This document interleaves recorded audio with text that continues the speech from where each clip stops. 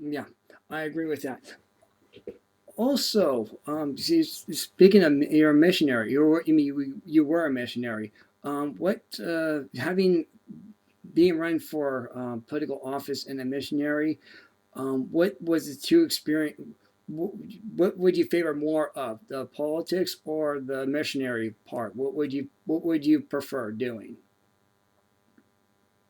Um, well, I think that in the missionary world, you do have um, more freedom in a way where, we're all in one accord and we're all, together and we're all going to, make this a better place. Now, being in the political world, it's more about having to have a voice, but at the same time work with opposite parties and opposite mindsets to and different voices and different how could I say opinions and different mind process that they're right, we're right, but having to work in a team where you have to make them see that what you want to bring to fruition is for the good of everybody. Okay. Mm-hmm. And that is working in unity, which I see is one of the hardest things that's going on right now in America. We see so much. They say they want to help the people. They say they, love the people, but yet their actions are not according to that. When I go to Washington, my priority is my district, voting for their best, for what is going to be the best, scenario in whatever has to be implemented. Okay. And we are witnessing one-on-one, hand-on-hand, that the people are divided and they are saying they want to they're saying that they're helping, but their actions are not, actually speaking that way. Actions are speaking the opposite of what they're saying. And if there's no unity, then we cannot bring forth the change that's needed for the whole community in the communities in the states, everything, because there's not one accordness, and a house divided among themselves cannot stand. And that's exactly what's happening right now in the United States. Yep. So if I had to choose, of course, who wants the extra drama? But it comes with a responsibility, A bigger calling comes with, big responsibilities. Right.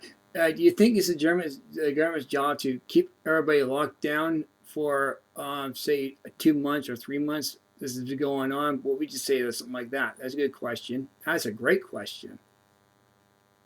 Do I believe we should be? Yeah. Is that what you're asking? Yeah. You think we should be in a lockdown? Yeah. Absolutely not.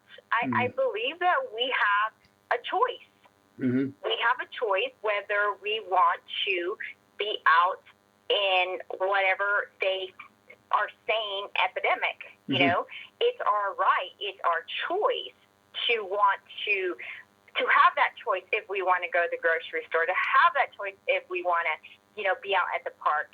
If we want to go visit a friend, to have a choice to, go to work or not, I understand that everyone has their own conscience, and there is people who, are going through cancer treatment, and, if they feel like they need to stay home because they don't want to be risked, that's their choice. And we should find a way to support the people who have that thought process, who are in that class, to have that protection, but I don't think that anyone should be forced to stay home.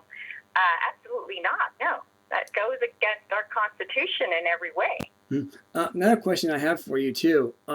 As you know, with you're not going to believe this, but this came to me the other day that this past week that Congress are going to vote this week on whether or not to actually take out the national anthem at all sports events. That's going to happen. They're going to vote on that this week, by the way. They're going to vote on that in the House of Representatives. The Senate can throw it out, but I want to know from, because you're running for public office, what's your reaction to Congress to say that we should get rid of the national anthem entirely of all sports events? What do you say to these people? Do they, if they do that, should they have if you take the national event, if you take the national anthem out of sports events, should they have a right to lose a leg? That's my question. Should they have the right to do that? I don't. I'm just throwing it out there. I'm just throwing it out there. Go ahead. Go ahead, Jaimy. Right. Well, I understand what you mean and what perspective you're saying it. No, they shouldn't have the right. Okay, but there's a lot of things that Congress has passed that shouldn't have been passed. Okay, the problem that we're having is that the people. Okay, because remember, the United States is made out of we the people. Okay, so if we the people do not rise up and do something about it, then Congress is going to be passing all the laws that they want. I mean, they've already done away with so much. I mean, they've already, taken the abortion to the extreme. Okay, they've already taken, even school out of prayers. I mean, they've removed the 10 Commandments that were. I believe it was Georgia. There's several places. South Carolina so too. They've already done, they've already done so much, but that is the people's fault. And until the people understand that we are a very strong force once we are in one accord, and we're able to overthrow them, okay, and we're able to speak our voice of what should be going on, okay? And this here has gone so far because the church itself never wanted to be involved in things like this because they were like, oh, let them pass what they want to. Oh, let them do what they want to. But now they find themselves like, oh, what happened to our nation? Oh, why is abortion rampant? And, why is, the liberals over here and just gays everywhere, Yeah. Well, we allowed it. So we really can't complain because the church didn't want to, they wanted to stay in their own little laws and their own little tradition and their own little life, okay, that they didn't go and send people over there to either lobby, groom them to prepare them to go to be senators or congressional people. Instead, they were more just worried about their organization. And now, if we don't get together and we don't become a powerful force and now have a new outlook that it is not, now it is going to be God before government, then we are going to fail as a nation. Yeah.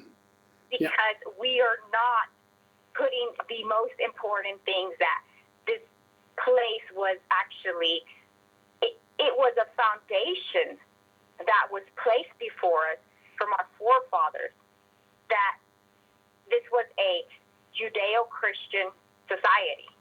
Amen. And it has become what has it become now? A whatever goes and whatever offensive and whatever,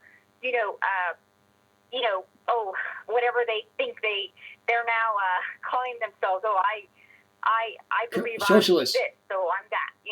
Like it's gone to where like what happened Socialism. to the proper order that our forefathers came to establish to become where we're at, okay? And now we're looking at each other like, hey, what happened? oh, hey, what's going on? Yeah, okay, yeah. You gave them all this power. They have that power because the church and the people who didn't want to be involved actually gave them that power. So we have to look at ourselves and say, hey, can they go to that extreme? Yeah, they're going to try to go to that extreme. Why not? Oh, okay, another thing. Let's just take away the national anthem. Yeah. We've already taken God out of the Pledge of Allegiance. Okay, and the school, blah, blah, blah. Yeah, okay. But no one's doing anything about it. That is why they are able to do it, because we're not being people challenged. Are not rising up like it should. I mean, how do you think everything that America stood for was fought? I mean, those people died for America, for us to have that freedom of religion, the freedom to protect ourselves, the freedom of speech, and for them to just give it up like that, it is sad. Sad for humanity, because this is our generation of the children that we're going to bring up. What kind of world are we giving them? That it's okay for you to live this lifestyle? No, it's not. Back then, even if they had a lifestyle like that, it was a lifestyle that they hid because they knew that it was not something that was gratifying to, God or even, nature. So, those who were doing things that were unethical, they didn't, promote it like it's okay to give the idea to the children that, we're not doing nothing wrong, this is fine, and then have them now question, oh my God, am I right or are they right? Yeah. So there has to be a stop, and it's not going to stop until we rise up, whether we rise up, as a coalition, as a, coup, whatever it has to be. These people have to rise up, and it has to be God before government.